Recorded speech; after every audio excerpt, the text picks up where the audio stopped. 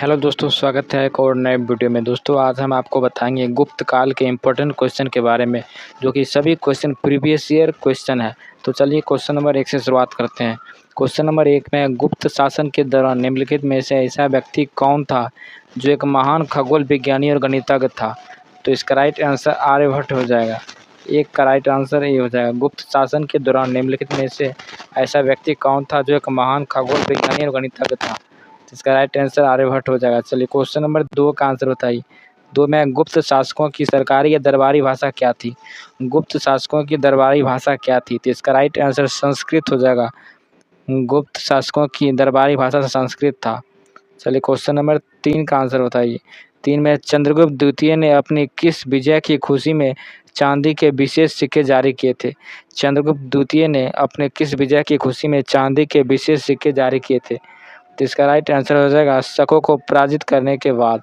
शकों को पराजित करने के बाद चंद्रगुप्त द्वितीय ने उसकी खुशी में चांदी के सिक्के जारी किए थे। चलिए क्वेश्चन नंबर 4 का आंसर बताइए। 4 में है, मेहरौली यानी दिल्ली स्थित लौह स्तंभ का निर्माण किस सदी में हुआ था? मेहरौली स्थित लौह स्तंभ का निर्माण किस सदी में हुआ था? तो इसका राइट आंसर हो जाएगा चतुर्थ सदी हो जाएगा। 4 का राइट आंसर डी हो जाएगा। चलिए क्वेश्चन नंबर 5 का आंसर बताइए। 5 में, कालिदास की किस कृति को गिनती विश्व की 100 प्रसिद्ध साहित्यिक कृतियों में होती है? कालिदास की किस कृति की गिनती विश्व की 100 प्रसिद्ध साहित्यिक कृतियों में होती है?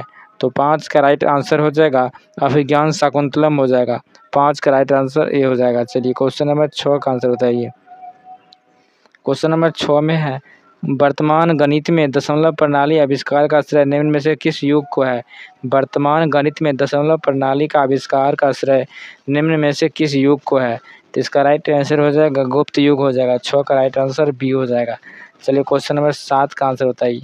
7 में, किस गुप्तकालीन शासक को कविराज कहा गया है? किस गुप्तकालीन शासक को कविराज कहा गया है? तो इसका राइट आंसर हो जाएगा समुद्रगुप्त हो जाएगा। समुद्रगुप्त। चलिए क्वेश्चन नंबर 8 का आंसर बताइए।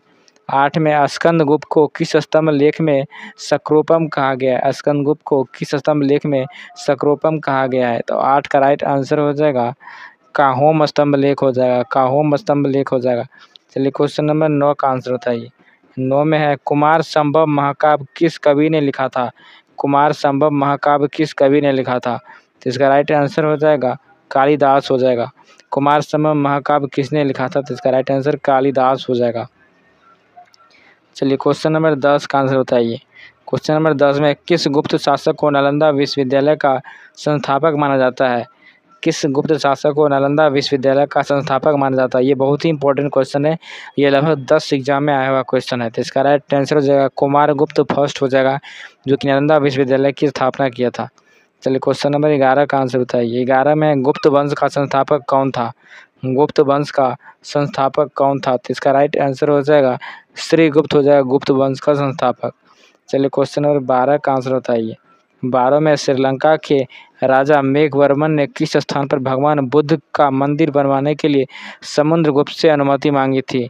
श्रीलंका के राजा मेघवर्मन ने किस स्थान पर भगवान बुद्ध का मंदिर बनवाने के लिए समुद्रगुप्त से अनुमति मांगी थी?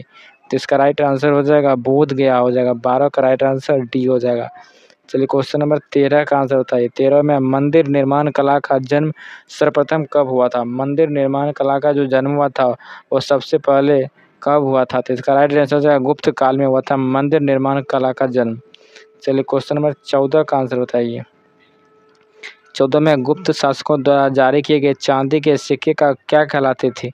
गुप्त शासकों द्वारा चांदी के किए गए सिक्के को क्या कहलाता है? तो इसका राइट आंसर हो जाएगा रूपक हो जाएगा। 14 का राइट आंसर बी हो जाएगा। चलिए क्वेश्चन नंबर 15 का आंसर बताइए। 15 में, गुप्त वंश के किस शासक ने सर्वप्रथम महाधिराज की उपाधि धारण की थी? गुप्त वंश के किस शासक ने सर्वप्रथम महाधिराज की उपाधि धारण की थी? तो 15 का राइट आंसर सी हो जाएगा, चंद्रगुप्त हो जाएगा। चंद्रगुप्त है। 15 का राइट आंसर सी हो जाएगा। चलिए क्वेश्चन नंबर 16 का आंसर बताइए। 16 में, गुप्त काल के सर्वाधिक लोकप्रिय देवता कौन थे? गुप्त काल के सर्वाधिक लोकप्रिय देवता थे विष्णु जी। विष्णु इसका राइट आंसर है। गुप्त काल के सर्वाधिक लोकप्रिय देवता था विष्णु। चलिए क्वेश्चन नंबर 17 का आंसर बताइए। 17 में चंद्रगुप्त सेकंड ने विक्रमादित्य की उपाधि कब धारण की थी?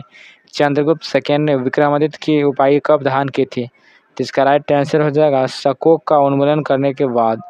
चलिए क्वेश्चन नंबर 18 का आंसर बताइए। 18 में है, किस वंश के शासक ने मंदिर एवं ब्राह्मण को सबसे अधिक ग्राम अनुदान दिया था? किस वंश के शासक ने मंदिर एवं ब्राह्मण को सबसे अधिक ग्राम अनुदान में दिया था? तो इसका राइट आंसर हो जाएगा गुप्त वंश हो जाएगा। 18 का राइट आंसर बी हो जाएगा। चलिए क्वेश्चन नंबर 19 का आंसर बताइए। 19 में चंद्रगुप्त द्वितीय के काल में विद्या, कला व साहित्य का महान केंद्र कौन सा था? चंद्रगुप्त सेकंड के काल में विद्या, कला व साहित्य का महान केंद्र कौन सा था? तो इसका राइट आंसर हो जाएगा उज्जैन हो जाएगा। उज्जैन इसका राइट आंसर हो जाएगा। चलिए क्वेश्चन नंबर 20 का आंसर बताइए। 20 में है, इतिहासकार V.M. स्मिथ ने किसकी विजयों से प्रभावित होकर उसे भारत का नेपोलियन कहकर पुकारा था? इतिहासकार B.A. स्मिथ ने किसकी विजय से प्रभावित होकर उसे भारत का नेपोलियन कहकर पुकारा था? तो इसका राइट आंसर हो जाएगा समुद्रगुप्त को। 20 का राइट आंसर डी हो जाएगा। क्वेश्चन नंबर 21 का आंसर बताइए। 21 में गुप्त वंश का वह राजा कौन था जिसने हुर्नों को भारत पर आक्रमण करने से रोका था? गुप्त वंश का वह राजा कौन था जिसने हुर्नों को भारत पर आक्रमण करने से रोका था? तो इसका राइट आंसर हो जाएगा स्कंदगुप्त हो जाएगा। चलिए क्वेश्चन नंबर 22 का आंसर बताइए। 22 में है, समुद्रगुप्त की सैनिक उपलब्धियां का वर्णन उसके किस अभिलेख में उपलब्ध है? समुद्रगुप्त की सैनिक उपलब्धि का वर्णन उसके किस अभिलेख में है? तो इसका राइट आंसर हो जाएगा प्रयाग प्रशस्ति के अभिलेख में है। प्रयाग प्रशस्ति के अभिलेख में है। चलिए क्वेश्चन नंबर 23 का आंसर बताइए। 23 में निम्न में से किस काल में स्त्रियों की पुरुषों से बराबरी थी? निम्न में से किस काल में स्त्रियों की पुरुषों से बराबरी थी? तो 23 का राइट आंसर सी हो जाएगा गुप्त काल में। गुप्त काल में स्त्री भी पुरुष के लगभग बराबर थी। चलिए क्वेश्चन नंबर 24 का आंसर बताइए। 24 में निम्नलिखित में से किस गुप्त शासक ने अपने सिक्कों पर अपने को बीना बजाते हुए आकृति में अंकित करवाया है? निम्नलिखित में से किस गुप्त शासक ने अपने सिक्कों पर अपने को बीना बजवाते हुए आकृति में अंकित कराया था? इसका राइट आंसर हो जाएगा समुद्रगुप्त हो जाएगा। समुद्रगुप्त के बिना बजाते हुए सिक्के, ये बहुत ही इंपॉर्टेंट क्वेश्चन है और बहुत बार एग्जाम में पूछा गया है। समुद्रगुप्त की बिना बजाते हुए आकृति बहुत ही फेमस है। चलिए क्वेश्चन नंबर 25 का आंसर बताइए। 25 में गुप्त राजवंश किसके लिए प्रसिद्ध था? गुप्त राजवंश किसके लिए प्रसिद्ध था? तो इसका राइट आंसर हो जाएगा कला एवं स्थापत्य के लिए प्रसिद्ध था। चलिए क्वेश्चन नंबर 26 का आंसर बताइए। 26 में है, अजंता कलाकृतियाँ किससे संबंधित है? जो कि यूपी के PCS के एग्जाम में पूछा गया है। अजंता कलाकृतियाँ किससे संबंधित है? 26 का राइट आंसर बी हो जाएगा गुप्त काल से। क्वेश्चन नंबर 27 का आंसर बताइए। 27 में गुप्तकालीन शासन प्रणाली किस प्रकार की थी? गुप्तकालीन शासन प्रणाली किस प्रकार की थी? तो इसका राइट आंसर हो जाएगा राजतंत्रात्मक था। गुप्त काल में जो शासन प्रणाली था वो राजतंत्रात्मक था, यानी राजा का बेटा ही राजा बनेगा। चलिए क्वेश्चन नंबर 28 का आंसर बताइए। 28 में फाहियान द्वारा रचित ग्रंथ को फोकुआकी में निम्न में से किसका विवरण नहीं मिलता है? फाहियान द्वारा रचित ग्रंथ में फोकुआकी में निम्न में से किसका विवरण नहीं मिलता है? तो देखिए इसमें बौद्ध मंदिर, स्तूप एवं विहारों का वर्णन मिलता है, गौतम बुद्ध के उपदेश का भी वर्णन मिलता है, बौद्ध राज्यों का भी वर्णन मिलता है, लेकिन बौद्ध धर्म के सिद्धांत का वर्णन नहीं मिलता है, इसलिए 28 का राइट आंसर डी हो जाएगा। चलिए क्वेश्चन नंबर 29 का आंसर बताइए। 29 में कौन सा राजवंश हुर्नों के आक्रमण से अत्यंत विचलित हुआ था? कौन सा राजवंश हुर्नों के आक्रमण से अत्यंत विचलित हुआ था? जो कि BPSC 2019 का क्वेश्चन है। तो इसका राइट आंसर जो है गुप्त हो जाएगा, गुप्त काल। कौन सा राजवंश हुर्नों के आगमन से अत्यंत विचलित हुआ था? तो इसका राइट आंसर गुप्त हो जाएगा। क्वेश्चन नंबर 30 का आंसर बताइए। 30 में निम्नलिखित में से कौन सा नाटक कालिदास ने नहीं लिखा था? कौन सा नाटक जो कालिदास ने नहीं लिखा था? तो देखिए माल विक्रमादित्य भी लिखा था, जानकी हरण नहीं लिखा था, अभिज्ञान शकुंतलम भी लिखा था, विक्रमोर्वशीयम भी लिखा था, इसलिए राइट आंसर हो जाएगा जानकी हरण। जानकी हरण नहीं लिखा था। 30 का राइट आंसर हो जाएगा बी हो जाएगा। 30 का राइट आंसर बी हो जाएगा। चलिए क्वेश्चन में 31 का आंसर बताइए। 31 में वह प्रथम भारतीय विद्वान कौन था जिसने गणित को एक पृथक विषय के रूप में स्थापित किया था? वह प्रथम भारतीय विद्वान कौन था जिसने गणित को एक पृथक विषय के रूप में स्थापित किया था? तो इसका राइट आंसर हो जाएगा आर्यभट्ट हो जाएगा। 31 का राइट आंसर सी हो जाएगा, जो कि SSC CHSL 2016 का क्वेश्चन था। क्वेश्चन नंबर 32 का आंसर बताइए। 32 में गुप्तकालीन पुस्तक नवीनतम निम्न में से किससे संबंधित है? गुप्तकालीन पुस्तक नवीनतम किससे संबंधित है? तो 32 का राइट आंसर डी हो जाएगा, चिकित्सा से संबंधित था। चलिए क्वेश्चन नंबर 33 का आंसर बताइए। 33 में है, निम्न में से किस गुप्त राजा ने विक्रमादित्य की पदवी ग्रहण की थी? निम्नलिखित में से किस राजा ने विक्रमादित्य की पदवी ग्रहण की थी? 33 का राइट आंसर हो जाएगा ए हो जाएगा, चंद्रगुप्त द्वितीय ने विक्रमादित्य की उपाधि धारण की थी। चलिए क्वेश्चन में 34 का आंसर बताइए। 34 में कुछ विद्वानों के अनुसार कवि कालिदास किसके राज कवि थे? कुछ विद्वानों के अनुसार कवि कालिदास किसके राज कवि थे? तो इसका राइट आंसर हो जाएगा चंद्रगुप्त द्वितीय यानी विक्रमादित्य के, चंद्रगुप्त द्वितीय या विक्रमादित्य के। चलिए क्वेश्चन नंबर 35 का आंसर बताइए, जो कि IAS के प्री के एग्जाम में 1997 के क्वेश्चन है। अजंता चित्रकारी का विषय वस्तु निम्नलिखित में से किससे संबंधित है? अजंता चित्रकारी का विषय वस्तु निम्नलिखित में से किससे संबंधित है? तो 35 का राइट आंसर सी हो जाएगा, बौद्ध धर्म हो जाएगा, जो कि IAS के प्री के एग्जाम में पूछा गया क्वेश्चन है। चलिए क्वेश्चन नंबर 36 का आंसर बताइए, ये भी BPSC के एग्जाम में पूछा गया है। गुप्त स्थापत्य कला का सर्वोत्कृष्ट मंदिर इनमें से कौन सा है? गुप्त स्थापत्य कला का सर्वोत्कृष्ट मंदिर निम्न में से कौन है? तो 36 का राइट आंसर डी हो जाएगा, देवगढ़ का दशावतार मंदिर हो जाएगा, देवगढ़ का दशावतार मंदिर हो जाएगा। क्वेश्चन नंबर 37 का आंसर बताइए। 37 में अजंता की गुफाओं में किन गुफाओं का निर्माण गुप्त काल में हुआ था? अजंता की गुफाओं में किन गुफाओं का निर्माण गुप्त काल में हुआ था? तो इसका राइट आंसर हो जाएगा 16, 17 एवं 19 हो जाएगा। चलिए क्वेश्चन नंबर 38 का आंसर बताइए। 38 में तांबा का सिक्का जारी करने वाला पहला गुप्त शासक कौन था? तांबे का सिक्का जारी करने वाला पहला गुप्त शासक कौन था? जिसका राइट आंसर हो जाएगा रामगुप्त हो जाएगा, रामगुप्त। चलिए क्वेश्चन 39 का आंसर बताइए। 39 में एरन अभिलेख का संबंध किस शासक से है? एरन अभिलेख का संबंध किस शासक से है? तो इसका राइट आंसर हो जाएगा भानुगुप्त के। एरन अभिलेख का संबंध भानुगुप्त से है, बहुत ही इंपॉर्टेंट क्वेश्चन था। क्वेश्चन नंबर 40 में है, अमरकोश के लेखक अमर सिंह किस शासक के दरबार से जुड़े थे? अमरकोश के लेखक अमर सिंह ने किस शासक के दरबार में से जुड़े थे? इसका राइट आंसर हो जाएगा चंद्रगुप्त द्वितीय विक्रमादित्य के। चलिए क्वेश्चन 41 का आंसर बताइए। 41 में गुप्त संवत 319 से 320 को प्रारंभ करने का श्रेय किसे दिया जाता है? गुप्त संवत 319 से 320 को प्रारंभ करने का श्रेय किसे दिया जाता है? तो इसका राइट आंसर चंद्रगुप्त फर्स्ट हो जाएगा, चंद्रगुप्त फर्स्ट इसका राइट आंसर हो जाएगा।